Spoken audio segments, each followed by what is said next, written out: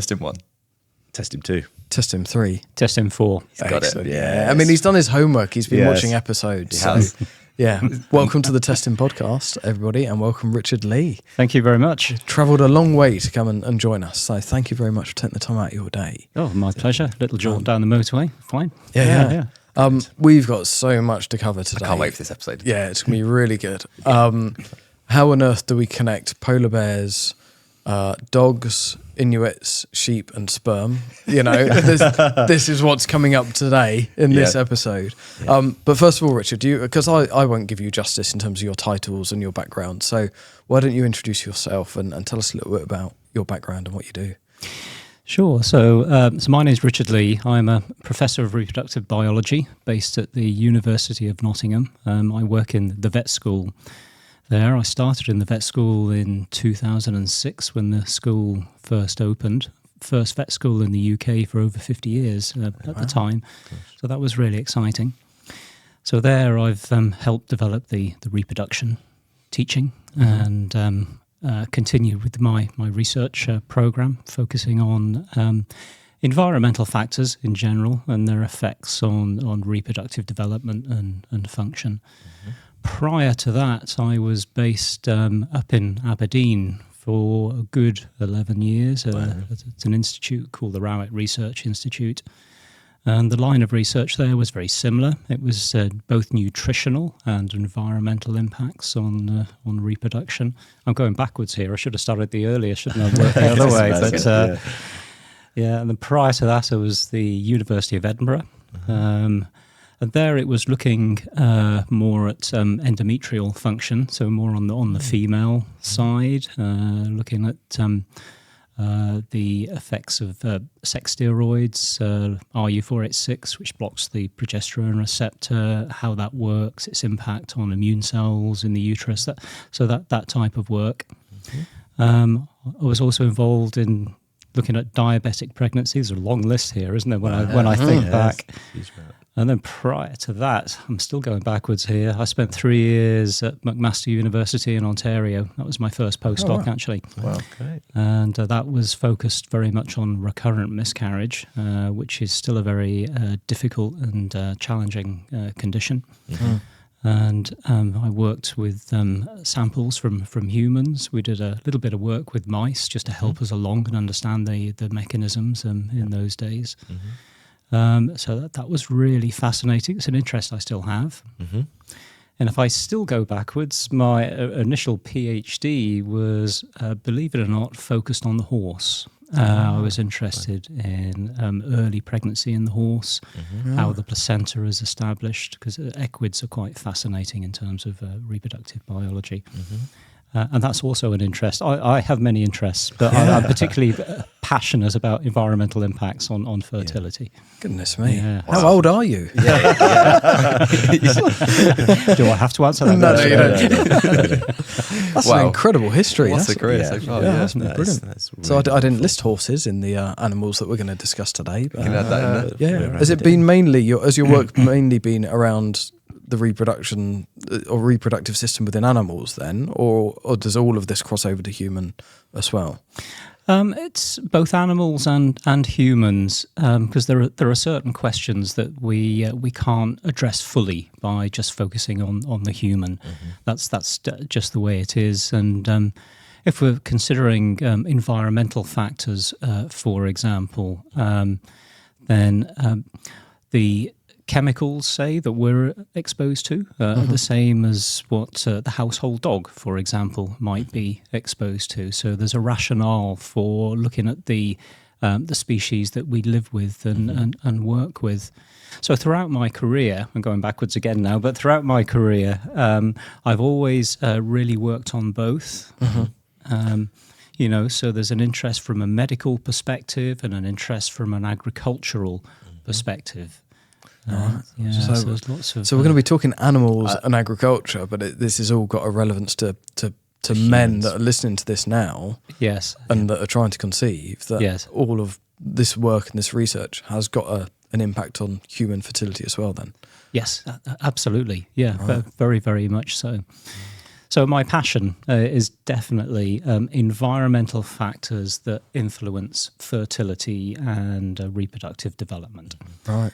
And interestingly, just before we came online, I got an email from ESHRE, so the European Society for Human Reproduction and Endocrinology. Wow. Is that right? Can we get a round of applause for Oh, that? Come on. Oh, I don't know which one it is. Which one is it? Click that one.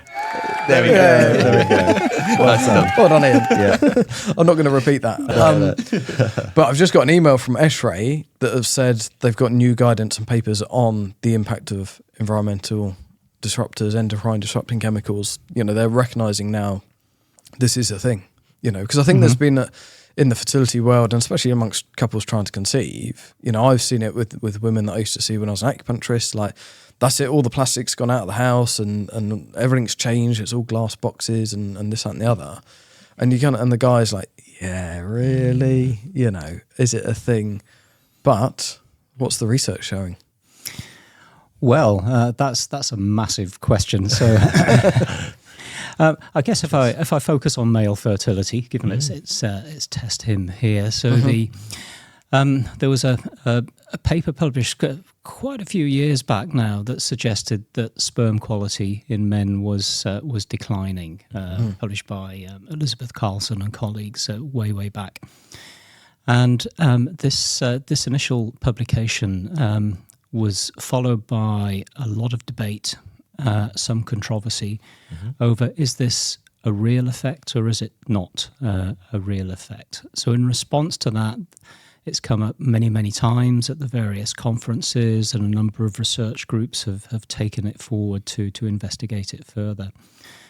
And one of the main approaches for looking at an impact like that on humans is to combine data from lots of different laboratories carried out at different times, at different years. It's called a meta-analysis approach. And there was a meta-analysis carried out by Ashana Swan's group, who's based over in the States a few years back, that supported this decline in sperm quality. The trouble with analysing data like that, of course, is that it comes from different laboratories, different techniques, different people. Yep. So when you analyse it, you have to analyse it in a way that allows for all these different variables and confounders. And the counter argument to this being a real effect is those variables are influencing what we're seeing, and these are very valid arguments.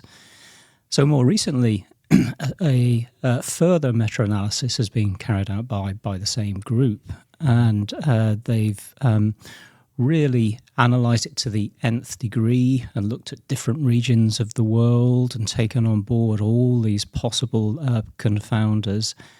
And still we see this decline in sperm quality, particularly sperm counts is the main parameter that people are looking at. So personally, not everyone would agree with me, of course, and that's the nature of science. We need different schools of thought, to progress the field. We need to keep trying different approaches, Absolutely. I feel that it really is happening because it's been analysed so many times in so many different cohorts of studies from around the world, and I think more and more people are coming on board with this idea. So my contribution to all of this is, if I can continue with the story there, I'll just keep on talking here. Yeah, keep going. So when I joined the vet school, I was presented with an opportunity to explore this idea of environmental factors that cause this decline in sperm a little further, but using the dog, the household dog, which is a very, very novel approach. I should say actually that this decline in sperm quality over the last 50 years or so has happened so quickly. It's unlikely to be genetic. So the school of thought is that it's changes in the environment. Yeah, because that's not even really a generation, is it? 50 years? No. No. And that's a microscopic amount of time for the time that we've occupied this planet as well, isn't it? Absolutely. Yeah. Absolutely. So something else must be changing. And the school of thought is it's things that we produce. As humans, we're quite a wasteful species, and producing all these products and all these chemicals go into the environment, flame retardants, pesticides, even pharmaceuticals or medicines that we take. You know, everything ends beauty up products. Beauty products, yeah. I mean, the list goes on and on. Yeah. And it's keeping a handle on that and a control on that. So there have been a number of studies looking at specific chemicals or groups of chemicals and their effects on, say, for example, sperm motility, when you take a sperm sample, lots and lots of different studies. So the weight of evidence was that it's environmental factors that are causing this decline. So going back to the dog story I mentioned a moment ago, getting ahead of myself here.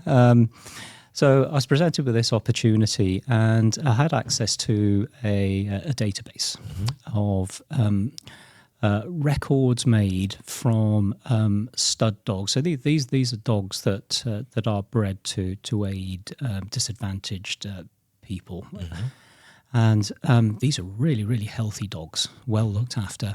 And this database went back really quite a way, and it's included sperm counts, sperm motility. So we know everything about these dogs, what they eat, where they live. They're not experimental dogs at all. They just live in normal household dogs. And so I analysed all this data, and we found that over a period of 26 years, the quality of sperm produced by these healthy dogs had declined. Wow. And motility had declined throughout that period by about 30%. Gosh. That's huge. That's massive, isn't it? Yeah. Absolutely. And these dogs aren't smoking, and they're not going out. drinking coffee. They're not going out. No. No, absolutely. They're just having a lovely life living in a human house. Yeah. So we were really excited by this data, and we were excited by it. One, it's a different species. They are all healthy. As you say, they don't go out drinking and smoking and all that stuff, all the possible confounders that might impact on human studies. And the other thing was all this data came from one laboratory as well. So by definition, a meta-analysis, and you have to do a meta-analysis with human studies, that involves lots and lots of different laboratories and studies carried out at different times in different locations. So that wasn't a factor.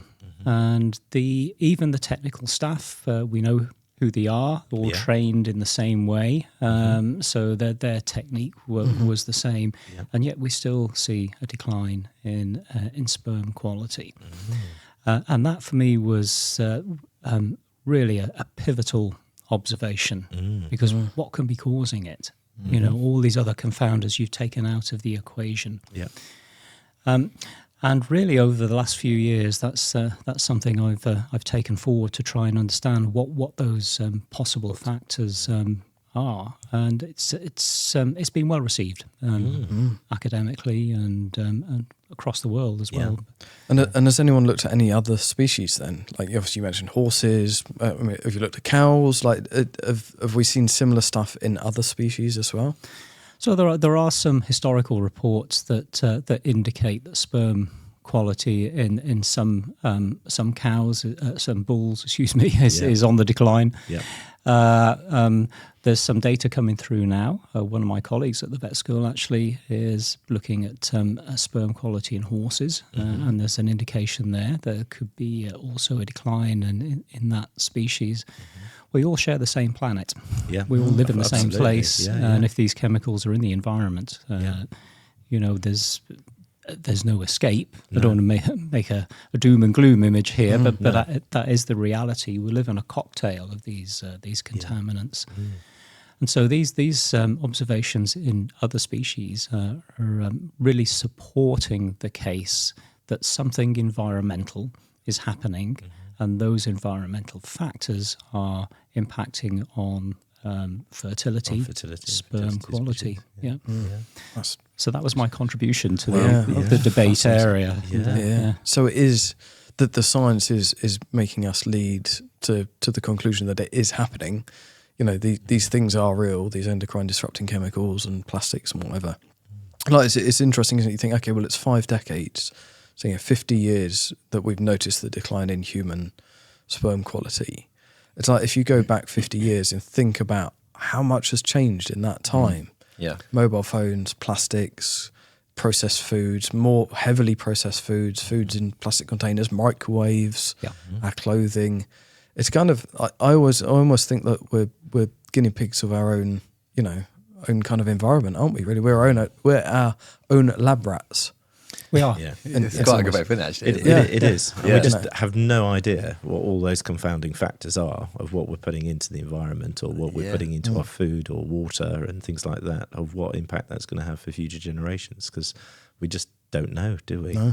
But it's quite scary, isn't it? Thankfully, I think we're getting to some of those answers, I think, from what you're saying. And I think by looking at the animal species, you remove all those confounding factors which humans tend to have more complexity in their daily lives. But, for animals, they're eating, they're drinking, pretty much basic things, I would suspect, that their diet's not really changing. But it could well be that their diet is changing, but we just don't know how that is coming about. And do we know which chemicals, what elements are having the biggest effect? That's a question I hear quite a lot, and it's quite difficult to answer, actually. And the reason for that is we do live in a mixture of chemicals, a cocktail of chemicals. And yes, we can measure different chemical types in samples that we may take. So plasticizers, for example, are very prominent in the environment. But so are these industrial chemicals that we call polychlorinated biphenyls, PCBs, that you may have heard of, very long-lasting chemicals. We can detect those in everyday environments, pesticides, flame retardants. There's all sorts. So when we measure chemicals in tissues or in food, I can come back to that in a moment, we tend to see an array of chemicals. So for me, it's the profile of chemicals that individuals are exposed to that is the key. So one of the tissues that I look at, not surprisingly, are testicles. Testicles, right, of course. So a lot of dogs lose their testicles for clinical reasons, nothing to do with my research at all, but a lot of owners will take their dogs in and get them neutered. Get them neutered, absolutely. And these testicles are disposed of. They're not needed anymore. So providing I get consent from the owners, it's an amazing resource of tissue in order for me to address some questions. And one of the key questions going back a few years was, well, if we look at these testicles, can we detect any of these chemical contaminants within them? So can I just go back? Are you hanging around by the back door of the vet, just picking up dogs' testicles? We're all thinking it, weren't we? Excuse me, mate. You got any balls? Searching in the bins, clinical waste. It's all done ethically and appropriately, isn't it? It's all done ethically and appropriately, yes. And I get the email and I pop over to the local vet clinic and pick up my little pot with the testicle in it and the consent form signed and all of that. So you don't stick it in the freezer at home, do you? Yeah. No. I try not to do that. Yeah. What's for dinner tonight? Meatballs. It's interesting you say that because not the meatballs. But, that's what he's having for tea. I went to pick up some, to drop off some pots, I should say, to collect some testicles from a local vet clinic just last week. And I went in and met the vets in the clinic, and they were doing their rounds. And when they finished the rounds, they turned to me and said, "Oh, this is Richard. He's the testicle man." So that's my title now. Yeah, the testicle Richard, man. the testicle man. Yeah, Okay, yeah. that's the name for the podcast. Yep. That's going on social media. This is the title of this podcast. Yeah. Richard, the testicle man. Yes. In all seriousness, sorry, I've taken us away from the seriousness, Not at all. seriousness Yeah, of the yeah. subject. But yeah, so you've got this access to these testicles to Yeah. kind of do research. What are you finding then? So we've detected different chemical types in these testicles, including PCBs, flame retardants, the plasticizers. Wow. So they are there. And that's really important because they're situated where they can have an effect on sperm production. Sure. Yeah. That's what testes do. They produce sperm. They're factories that churn out billions of sperm each day. Yeah. So if these chemicals are there and they're interfering with that process, as I believe they are, then that's a concern. And of course, if they're in dog testicles, the worry is, are they in human testicles? Wow. Yeah. You know? Yeah, that's Right, and is that study happening? I mean, obviously we don't go and get ours given up at the vets, but Well, it's a little more challenging to get the Yes. human testicles, but so I focused on the dog testicles. And what we have done is we've taken some of the chemicals that we've detected in these dog testicles. We've measured them, so we know what concentration that they exist in within the testes. And then we've taken some sperm from dogs, and that's a very easy process, by the way. I can go back to that if you'd like me to. So these come from stud dogs that have their fertility monitored regularly. So you can culture sperm. You can have a look and you can see how they swim. So we've added a couple of chemicals back into sperm that have been washed a little bit so they're clean. And we've seen that these chemicals can reduce the motility of the sperm at the concentrations that exist in the testis. Wow. So that's a little bit worrying. That is very worrying. Yeah. And where do you think these chemicals are coming from then? Because, most dogs and cats and various other animals that we see are getting quite fed by, regular foods from food companies, I think, and then pretty much getting the same diet every day. Yeah. So that's a really good question. And it's a question we asked a few years back now. So when we started this work, we thought, well, we can look at the testicles of dogs. We can look at their sperm, see how motile the sperm is, what the sperm count is. But we can also look at what they're eating. So when I did the study on this population of well looked after dogs that are monitored and everything like that, we took some foods. We took some dog biscuits. And for the first time in my academic career, I was weighing out dog biscuits in a laboratory, would you believe? Was that it? As you kind of like, I've peaked now? Yeah, that's it. I thought Time's hang up now. this is the highlight of my career, is measuring dog biscuits. Did you try any?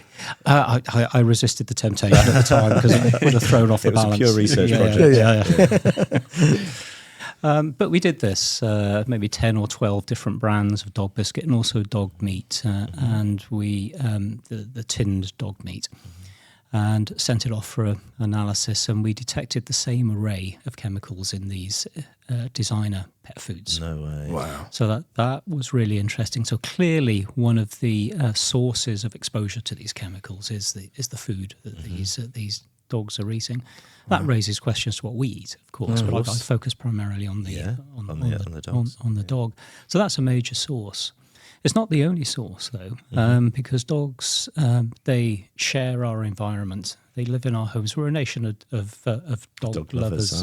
Toby, we were talking about your dog just a short while ago. Yeah, so I love you've got a dogs. beautiful border collie at home. But these dogs, they wander around the living room, so they're and everywhere else in the house, I presume, and they're exposed to flame retardants in carpets and furniture, and go out in the garden. If you've been using pesticides in the garden, they'd be exposed to those as well. So I think of the dog as what we call a sentinel species, and sentinel means that what they're exposed to, we are exposed to as humans. So it's sort of a marker, a mirror, if you like, of what's happening to us in terms of our exposome, as we call it, or what we're exposed to. I think that's very true. So some of these chemicals, going back to your question, Michael, would come from within the home as well, and products used in the home. It's not just the food, but the food is certainly a major one. Yeah. And of course, our food is so, well, not all of it, but there is so much more heavily processed food that people are consuming these days that comes wrapped in plastics and long life, whatever it is, this, that, and the other. So it's quite scary, I think, in terms of what's happening to our food. Is certainly if you listen to any of those podcasts or books around what's going on with our food chain, that's really quite alarming as well. And whether that's then coming through and impacting this even further. Yeah, so one of the reasons I'm heavily involved in this field is that I feel we can change some of that by raising awareness, by talking to you guys this afternoon, by giving talks at conferences, by publishing the papers. And if we raise awareness and do the public engagement events alongside that, then hopefully this will filter through to the companies, the manufacturers that wrap the two potatoes in plastic, which is unnecessary, really, and other foods in plastic. Well, there's normally a jacket on them, isn't there, to begin with? Absolutely. Yeah, in the old days, you go to the greengrocers and it's all just laid out there, no plastic, wasn't it? I remember getting home and scrubbing potatoes out of a sack. And you're not even that old. I know, but it's true, though, isn't it? Now you don't scrub potatoes. You go in supermarkets in a bag and they're all pre-washed and in a bit of plastic to look presentable, aren't they? So fascinating debate. And of course, so me and Richard had a conversation earlier this week just to set out what we're going to discuss. So how do we get to polar bears from all of this? Well, this is interesting. And we haven't even touched on how you get a sperm sample from a dog. Yeah, maybe we should go there first because we're on. Because everyone's wondering. Everyone's wondering. Everyone's wondering. Yeah, you sowed that seed now. That's it. Well, where do I start on that one? So these dogs will come into a centre where we have a trained technician who will collect a sperm sample, and the sperm sample is collected with some manual aid, shall we say. It's very easy to do. The dogs are quite happy. They produce an ejaculate, and we can analyse it straight away. Hilarious. That's hilarious, isn't it? So we talk about the men's room. The men's room. This is the dog room. This is the dog room. It's the dog room. Go in. Sit back, relax. Got somebody there. Yeah. Hilarious. Yeah. There we go. Interesting. Yep. So there you have it. But they're very happy throughout the whole process. There's no stress at all. Very, very easy to do. Which is quite the opposite to men going into a men's room, isn't there? Producing a sample. Anyone tuned in that's experienced that is quite a different story in the men's room. Yeah. Definitely. Good. Okay. That's that myth unravelled for us all. Anyway, right, polar bears. Let's go to polar bears. He's lost it. Okay. So polar bears. So I think this came up, Ian, because we were chatting about the fact that chemicals are all over the world. And we live in a very industrialised area. The UK is generally industrialised as a country, some parts more industrialised than others. So if you live in the big city, then you're more likely to be exposed to a different range of chemical types than if you live out in the countryside, but they're still there. So a lot of people think, well, if you go somewhere really, really remote in the world, then are we free from these pollutants? But sadly, that's not the case. So a lot of my colleagues work on species up in the northernmost regions, sort of Greenland, Svalbard, or those sort of areas of the world where it's very, very cold, and we have polar bears and seals. And in fact, if you look for chemical contaminants in these species that live so far away, they are there, and they are present in abundance, actually. Right.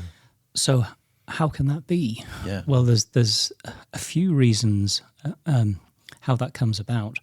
One of them is that we have this phenomenon of bioaccumulation.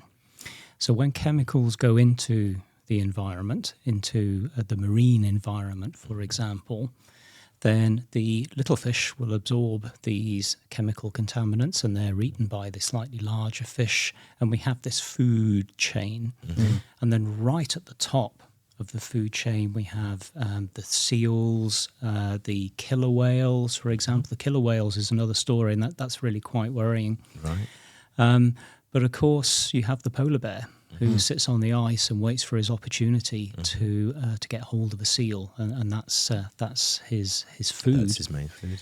Yeah. The problem is the seal is already loaded with these chemical contaminants that have all the other fish. bioaccumulated up the food chain. So because each level of the food chain has also absorbed some of these chemicals. Absolutely. So the top of the food chain's getting a magnified dose, really. Absolutely. Yeah.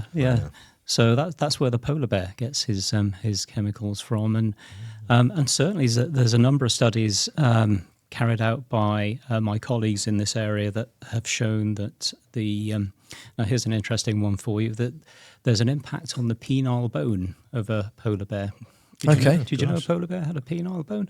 No. So dogs do as well, actually. So it's called a baculum. And the strength of this penile bone is much decreased. So bone density in these species has declined, and that's one of the impacts of chemical contaminants. So there's an interesting anecdote for you. Because what are these chemicals actually doing then in the body, do we think? Is it that they mimic estrogen? Is it they block other hormone receptors? Do we understand what's actually going on with the kind of physiology there? We do, to an extent.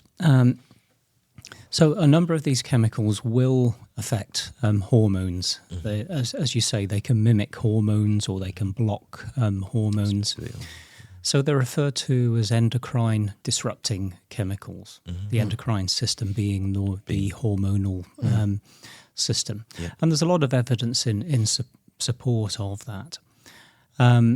So that's certainly one mechanism. And when pregnant animals, or pregnant humans for that matter, are exposed to these chemicals, the developing fetus, the developing baby, or whatever species it happens to be, still in the womb, can be impacted by what the mother is exposed to. Because that developing fetus needs the correct balance of hormones in order to develop properly. And that's believed to be one of the major impacts of these endocrine disrupting chemicals. So actually, when these animals or humans are born, I've got to be careful what I say here, but this is the theory. If the mother's been exposed, and hence the developmental trajectory of that fetus and baby has been altered, then that can impact health in later life. So it can not impact only their own on life, but future generations as well. Of course. Well, that's the next stage. So there's now evidence that it's not just what your mum was exposed to, it could be what your grandmother was exposed to, because these chemicals can affect the way genes are switched on and off, the control of gene expression. And then we get into a field called epigenetics. I find that fascinating. Like how your environment influences your genetic kind of building blocks and reactions. Absolutely. So that's another concern. So even if we could remove the chemicals, which we can't, of course, but if we could remove chemicals from an environment, there's still that legacy effect of maternal exposure or grandmaternal exposure even. Because, of course, you mentioned Shana Swan a little way back, and she wrote the book Spermageddon, didn't she? And that's kind of the... Well, no, sorry, Countdown was the book, but Spermageddon is the kind of title that the press and media have jumped on because of this huge decline. But is it within her book she talks about that the measurement between the scrotum and the anus in boys? The anogenital distance, it's called. So that's a marker of the endocrine balance. So if it's too androgenic, which is more towards testosterone, or too estrogenic, then that distance will change. And so it's an index that development has been altered because of a hormonal change in utero. And she noticed that we are seeing that shorten, that distance, which means it's more estrogenic. Yes, yeah. Hold up, can we just rewind a minute? We're not going back to the dog. We're not going back to the dog's room. That's Sorry. done. So that distance changes based on hormonal, and I've just missed the point there. Can we just rewind, because that's just blown my mind that measurement can change based on. It's a developmental marker that is an index of the hormones that the baby has been exposed to prior to birth. Right. So whether it's longer or shorter gives you information about whether it's estrogenic or androgenic. It's incredible. Yeah. But I guess also the size of the testicles as well. Is it a case that we're seeing boys with smaller testicles? Has that been tracked yet or not? Or is that not even true? I'm not aware that testicle size has changed. It's more what the testicles do rather than their overall size. I mean, yes, there are studies of some types of nutritional impacts that can impact on gonad size for sure. Yeah. And didn't you say to me that we're seeing more undescended testicles? Yes, that's interesting. That's right. So if we go back to the declining sperm quality concern that's around the world at the moment, in areas of the world where this decline in sperm count or sperm motility has been reported, we tend to see an increased incidence of newborn baby boys with undescended testicles. It's called cryptorchidism, the hiding testis, literally. Yes. Yeah. Oh, that's what it means. Crypt. Another thing learnt. Crypt, of course. Yeah. So not only that, but also in those same parts of the world, there's an increased incidence of testicular cancer, so germ cell cancer, so the cells that produce sperm ultimately following puberty. And the data behind those two observations is really quite strong. So there's a cluster of things that happen together. And the reason they happen together, it is believed, and I certainly believe, that the trigger is the same. And I think that's environmental, and many other people do as well. Yeah. So something's changing in the environment, and this is before birth, that impacts on the development of the male tract, whether the testes descend or not, or whether cancer is, in a sense, programmed for later life, or whether fertility is affected because of declining sperm counts. And when you put these observations together, there's a term that was put together by a colleague of mine many years ago, Niels Skakkebeck, who's based in Copenhagen, the father of the field, in fact. And he called it testicular dysgenesis syndrome. And that term has stuck. So you'll see a lot of papers looking at testicular dysgenesis syndrome. And one thing I have to tell you, actually, is talking about cryptorchidism, we see the same thing in dogs. In the population of dogs that I was talking about earlier, the pups generated by those sires, there's a higher incidence of pups where the testes don't descend as early as they should do.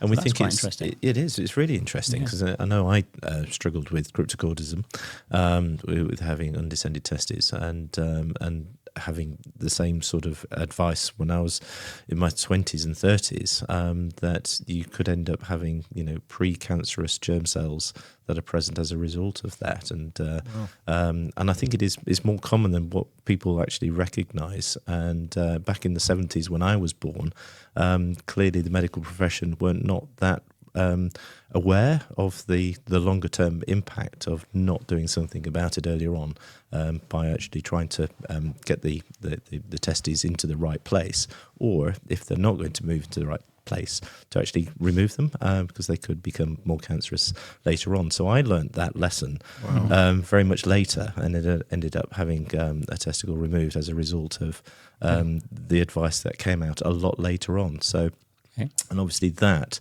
then would have an impact on your fertility health and your fertility journey. Well, not necessarily fertility health, but if you're removing one testicle, you've got half the amount of sperm that may be produced. So that is definitely something to be aware of. And if there is a case for endocrine disruptors and what we eat, because we are what we eat, I think mainly, then that could be a good little omen out there to say, we need to think about this a lot more than what we possibly have been doing in the past. Sure. Yeah. We do produce billions and billions of sperm, of course, so a single testis can certainly do the job. Absolutely. But that cryptorchid testis, the thing about testes is we need to have them in a sac, the scrotum, to keep them cooler than body temperature. Otherwise, the testes can't produce sperm. It has to be a few degrees lower. So when you have a cryptorchid testis that's maintained at a higher body temperature for longer than it should be, then it can affect sperm production. It may not be able to produce sperm in the normal way, and the cells that give rise to that sperm could then divide in an inappropriate way, so to speak, and hence there could be a risk of testicular cancer. And like you said, back in the 70s, they would leave you till 11, 12 years old, wouldn't they? Well, they would, and I was a lot later. I only picked up that I had a particular issue when I had a urinary infection. So when I had quite a severe urinary infection, and then went to the GP and had a testicular examination and a P test, and trying to see what's going on. Then that was the point at which the GP said, I think there's something not quite right here. Are you aware of it? Yeah. And I went, I live with it. There's not having any symptoms, not having any issues, no pain or anything like that. And it was at that point there that he counselled me to potentially go and see a urologist, because not only could the frequency of urinary infections increase, but the chance of the germ cells being precancerous, which was obviously known now than what it was at the time, was a risk factor, and that risk factor you need to weigh up, and the benefits of having it removed was far more favourable than leaving it where it is, and potentially having a testicular cancer issue in the future. So that was really the option that I went down. So that was good advice, but it obviously took the medical profession a long time to recognise the impact of babies that were born with undescended testes, and doing something about it at an earlier stage. This is all quite scary. And a bit kind of doom and gloom, isn't it? Really, it's kind of they're all kind of in shock. Toby, you look absolutely like I'm quite quiet today. You're having quite quiet. I'm just like a sponge absorbing all all this in. It blows my mind. I've read things about endocrine disruptors. We've recently filmed a documentary. With Ed, that I believe. Thanks to Richard and the connection. Obviously, the same documentary going out on Netflix at some point, hopefully. Kate and I interviewed. We went to the lab, didn't we? And we've done some bits with him, and it's opened my eyes up a lot more to this kind of thing being a factor. Certainly, when we were going through our fertility journey, we looked at cutting out BPA, Teflon, non-stick frying pans, anything that would be within our diet of plastics. We did. Mendy Brown's recently mentioned something called the Clean 15 and the Dirty Dozen, about trying to eat the Dirty Dozen, make sure they're organic, so you're at least trying to eliminate pesticides, etc. And these are all things that you can do on the fly to try and help remove some of these contaminants. But actually, when you talk about like this, this is a huge problem globally, and obviously we're talking in the respect of fertility. But is there also links with things like cancers and other health conditions that are these factors that can cause those kind of problems as well? We're learning more and more every day, really, about the effects of pollutants. And it sort of depends what field you're in, what type of things we look for. So general metabolism, for example, those metabolic-orientated research groups will refer to the chemicals as metabolism-disrupting chemicals as opposed to endocrine-disrupting chemicals. Sure. So they can do things at the metabolic level as well, perhaps impacting on things like diabetes, for example, that type of thing. There's so much data out there. These chemicals can impact on the immune system. So there's immunosuppressive type effects or stimulatory effects, depending which chemicals you look at. Also, the central nervous system. Actually, I'm in the process of writing a review, or part of a review at the moment. And one thing that's struck me is there's more and more papers now connecting chemical exposures to things like autism, for example, and development of the brain and related conditions like that. And that doesn't surprise me, really, because these chemicals love to sit in fat tissue. So any part of the body that has a high percentage of fat, like a nerve cell, for example, could absorb these chemicals. It's not specifically my area, but I can imagine that they would would have that type of effect. So the short answer is yes. They affect lots of things.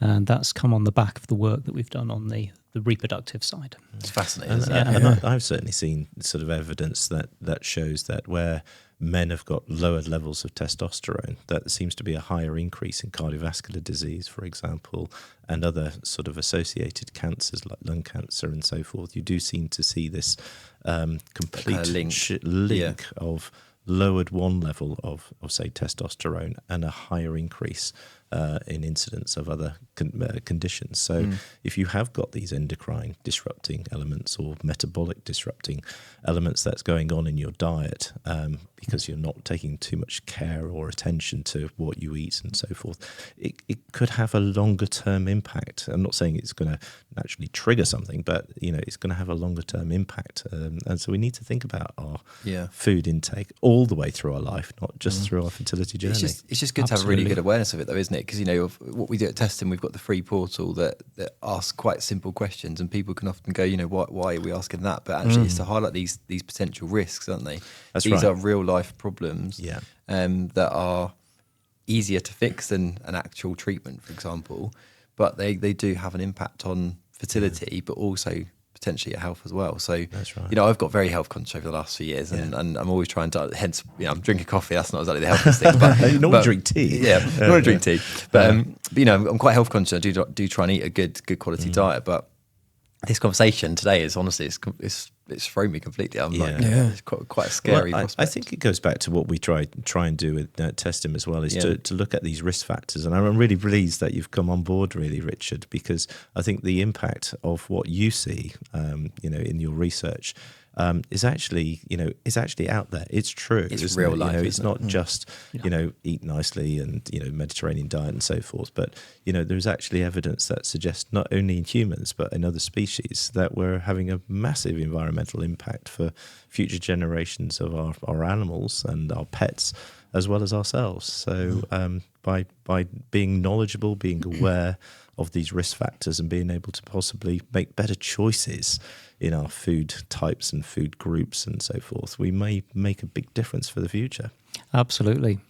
And stepping away from the chemicals we may be exposed to as well. That's the thing. I kind of wanted to bring this back to that point of couples are going to be listening to this and trying to conceive. And I imagine for some of them, they were thinking, oh, shit. We're doomed. What the hell? Even polar bears are having a bad time. This is amazing, fascinating, fantastic research and really powerful. But what does it mean for a couple right now that are trying to conceive? What can they do? How do we turn this into a thing that they can do that's positive?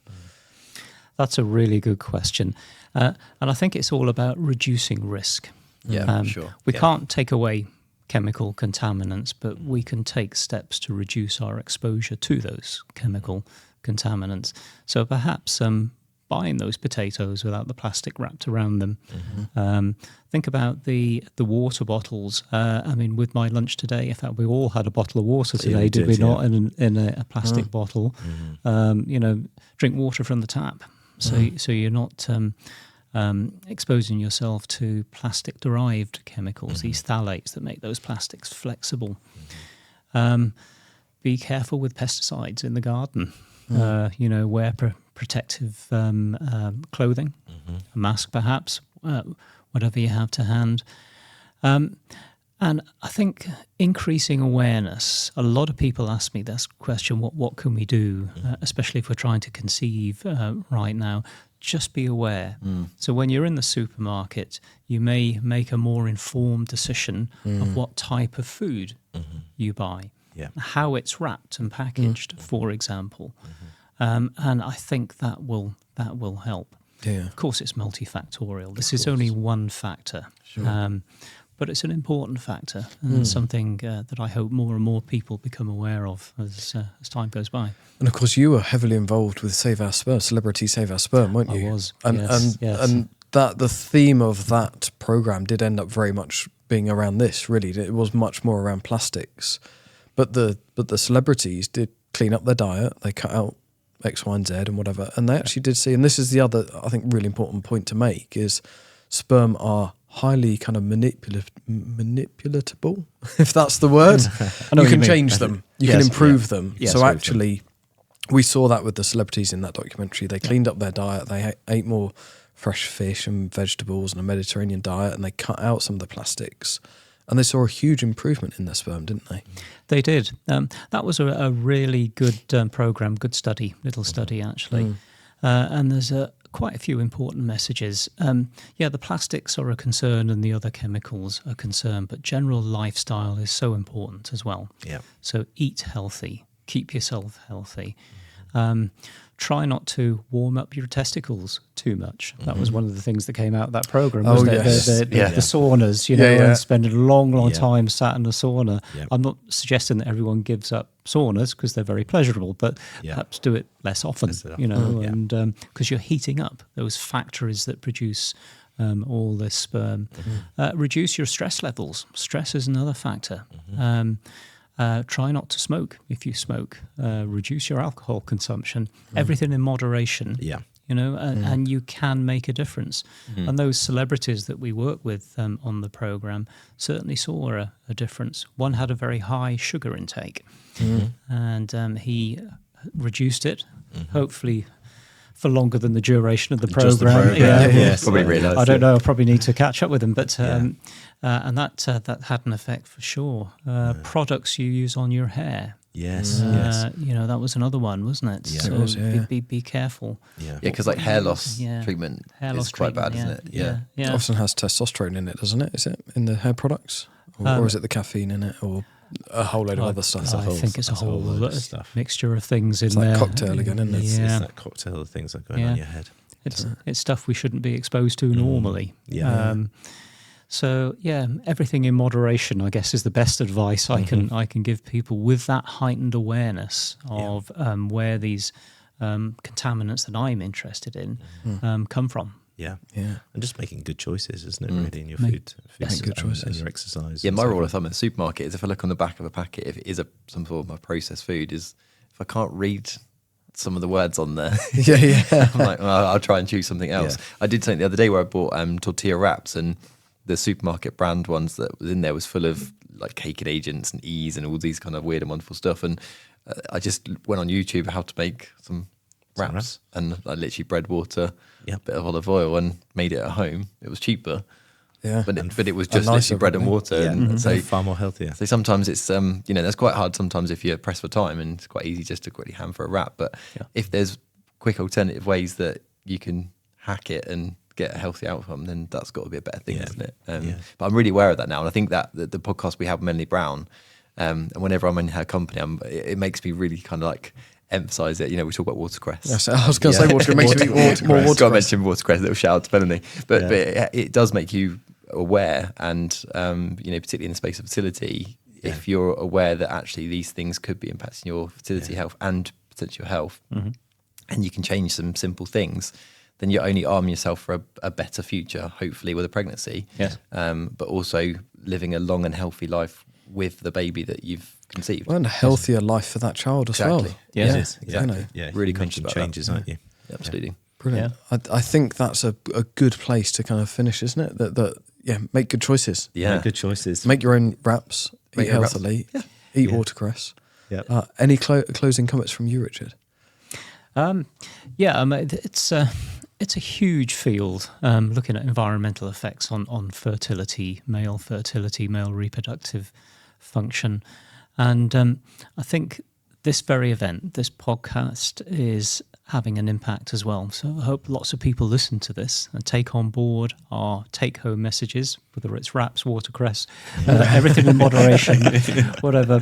But that increased awareness is so important. Yeah. And I hope also that the work that I do and many of my colleagues do will change opinion within industry as well.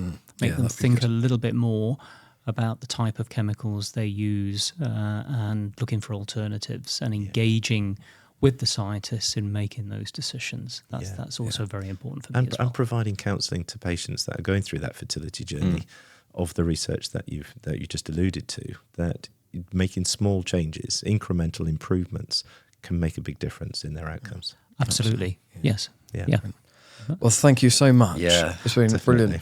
Brilliant conversation. I think Toby's got to go home and think Honestly, and process it all. I'm Really pretty sort of rewind it. it's really reprocess it. It's blowing my mind today. And you know, thank you for the years of dedication of work that you've done for this, because I think, you know, we all in our busy lives, it's so often to believe that we don't realise this kind of research is happening, and it's just so nice to have you on our podcast today to actually talk about these things. And genuinely, my mind's just been blown. So thank you so much for coming and spending the time with us. Oh, it's been a pleasure. Yeah. And gents, go and check out the questionnaire. Go and do your free questionnaire, because we'll help highlight some of these things for you there. We'll keep an eye out for the Netflix documentary that we're all in, where we talk about this stuff. That's a valuable resource. If you haven't listened to the Melanie Brown podcast, go back and check that out. We've got loads of information and stuff for you. So thank you so much. And we'll see you all on the next one.